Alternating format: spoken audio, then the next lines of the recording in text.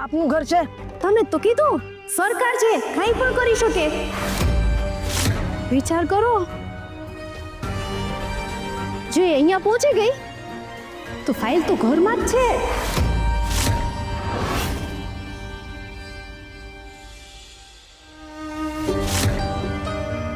બહારની દુનિયા જોવાની તારી આ છેલ્લી તક છે. હવે પછી તું ક્યારે બહારની હવા નહીં ખાય.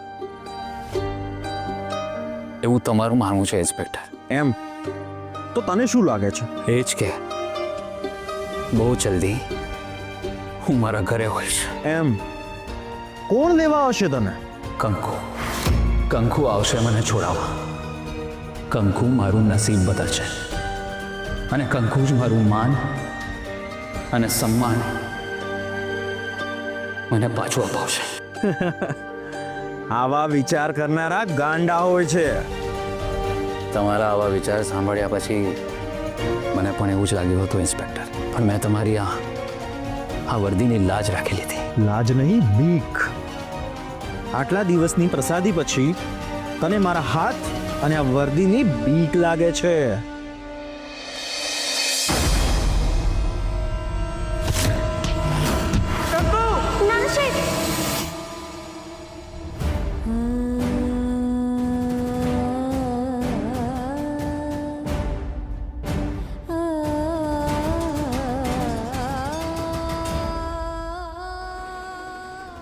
નાના શેઠને મારી ઉપર વિશ્વાસ છે ને હું એમનો આ વિશ્વાસ હકબંધ રાખીશ.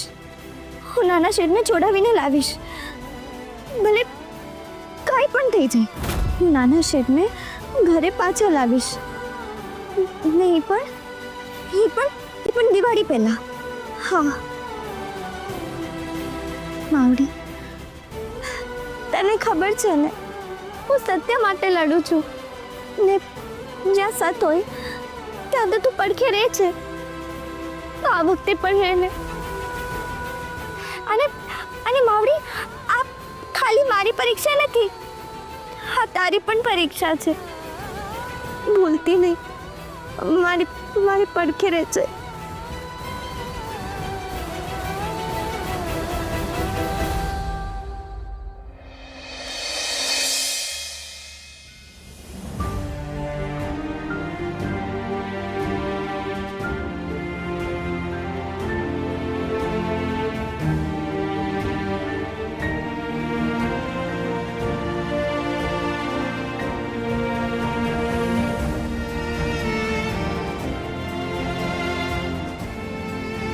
ચારુ, તમે ટેન્શન નહીં લો, શ્રી આવી જશે.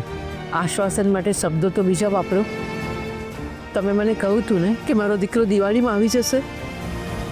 આજે ધનતેરસ થઈ ગઈ છે. આપણે પ્રયત્નો તો કરીએ જ છીએ ને ચારુ. પ્રયત્ન એ જ સાચા જેમાં પરિણામ આવે. આજે લક્ષ્મીજી ગૃહ પ્રવેશ કરશે અને મારો દીકરો એક જેલમાંથી બીજી જેલમાં જશે. ક્યારે હું મારા દીકરાનું મોઢું જોઈશ? ક્યારે મારો શ્રી ઘરે આવશે અને ક્યારે મને મમ્મી કહીને બોલાવશે? હાય પપ્પા, ભાભી, મમ્મી તો અહીંયા રોતડા રોવા બેઠા છે. ક્યાંક એવું ના કરે કે આપણને દિવાળી ઉજવવાની ના પાડી દે. જ્યોતિ, ધીરજ રાખ. ધીરજ તો મારે કોલેજમાં જ રાખવું, પણ પપ્પાએ ના પાડી દીધી હતી. તું કોલેજ ગઈ પણ છો? હા. ઓકે, ચાલ. મમ્મી, શ્રીભાઈ ઘરમાં નથી એટલે દિવાળી ઉજવવાનો ઉત્સાહ અમને પણ નથી. હા પણ પપ્પા, લક્ષ્મીજીના શુકન તો સાચવવા પડે ને. વાતાવરણ શુભ હોય ને તો સુકન સાચવ્યા કામ ન થમનાવો. હા પણ પપ્પા, લક્ષ્મીજી સાથે સાથે ઘરમાં સુખ શાંતિ પણ લઈ આવે છે અને મમ્મીના ચહેરાની રોનક પણ આવી જશે. સાચી વાત છે તમારા બહુ. અને મારો શ્રી પણ પાછો આવશે. હા, અત્યારે આપણને માતાજીના આશીર્વાદની બહુ જ જરૂર છે. આપણે દિવાળીનો તહેવાર ઉજવશું. તમન્ના બહુ, એક પણ વિધિ બાકી ન રહે. ઉમરો અને બારસાખની પણ પૂજા કરો. હા મમ્મી, બધું એવું જ થશે. અને જોજો ને મમ્મી, માતાજી છે ને દોતો ભરીને આશીર્વાદ દેશે.